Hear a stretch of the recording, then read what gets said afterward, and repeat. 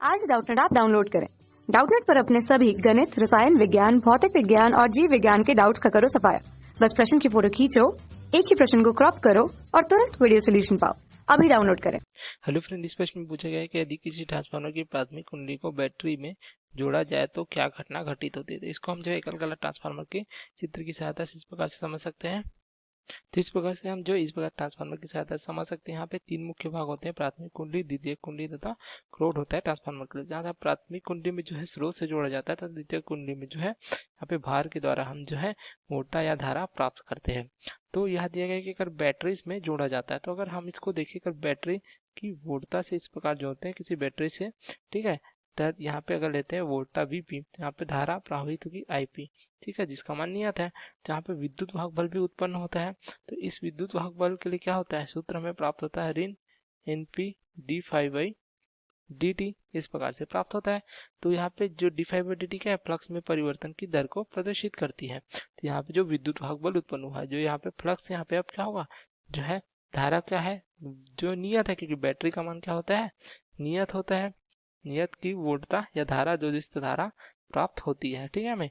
तो यहाँ पे d∅dt अर्थात फ्लक्स क्या होगा, फ्लक्स जो है यहाँ पे अनुक्रमानुपाती होता है धारा के, तो फ्लक्स भी क्या होगा, ये भी नियत होगा, अर्थात समय के साथ इसके मान में क्या होगा, परिवर्तन नहीं होगा।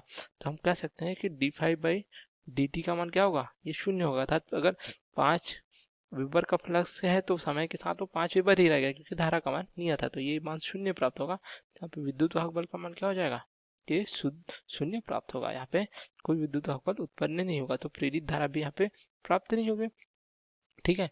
तो यहाँ पे जो देखें द्वितीयक में भी क्या कोई विद्युत वाहक बल हमें प्राप्त नहीं होगा, ठीक है। ये अगर प्राथमिक ले तो द्वितीयक के लिए भी कोई विद्युत वाहक बल प्राप्त नहीं होगा। लेकिन इस समय देखिए, क्योंकि ये अन्योन्य प्रेरक के नियम पर जो है कार्य कर रही है, ठीक है, प्रेरकत्व है, तो यहाँ पे द्वितीयक में कुछ धारा प्रवाहित हो सकती है। हम लिख सकते हैं द्वितीयक में अल्प धारा कुछ समय के लिए जो है प्रवाहित होगी, ठीक है। लेकिन क्या है, यहाँ पे विद्युत वाहक बल का मान शून्य हो जा रहा है, तो क्या होगा, यहाँ पे ये जो कुंडली है ये क्या हो गया, प्रतिरोध का प्रतिरोध होगा यहाँ पे केवल, ठीक है।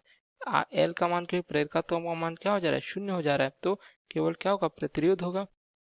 तो केवल प्रतिरोध का परिपथ होने के कारण क्या होगा, जो विद्युत ऊर्जा है वो क्या होगा, वो ऊष्मीय ऊर्जा में परिवर्तित हो जाएगा, जहाँ पे क्या होता है I का वर्ग R हो जाएगा, ठीक है। शक्ति जो यहाँ पे प्रतिरोध का परिपथ होता है, यहाँ पे क्या है, ऊष्मा ऊर्जा की हानि होगी, ऊष्मीय ऊर्जा की हानि होगी, जिससे क्या होगा, कुंडली जो है गर्म होकर क्या हो जाएगी, ये कुंडली जो है जल सकती है। हमको इसको इस प्रकार लिख सकते हैं। तो इस प्रकार से हम देख सकते हैं कि पूछा गया था कि किसी ट्रांसफार्मर की प्राथमिक कुंडली को बैटरी में जोड़ा जाए तो क्या घटना होती है। तो देखते हैं पहले, द्वितीयक में अल्पमात्रिक धारा कुछ समय के लिए प्रवाहित होती है, जो बहुत कम मात्रा में होती है, तथा उसी प्रकार जो है ऊष्मीय ऊर्जा उत्पन्न होने के कारण, केवल प्रतिरोध का परिपथ होने के कारण कुंडली जल सकती है, या ट्रांसफार्मर जो है यहाँ पे जल सकता है।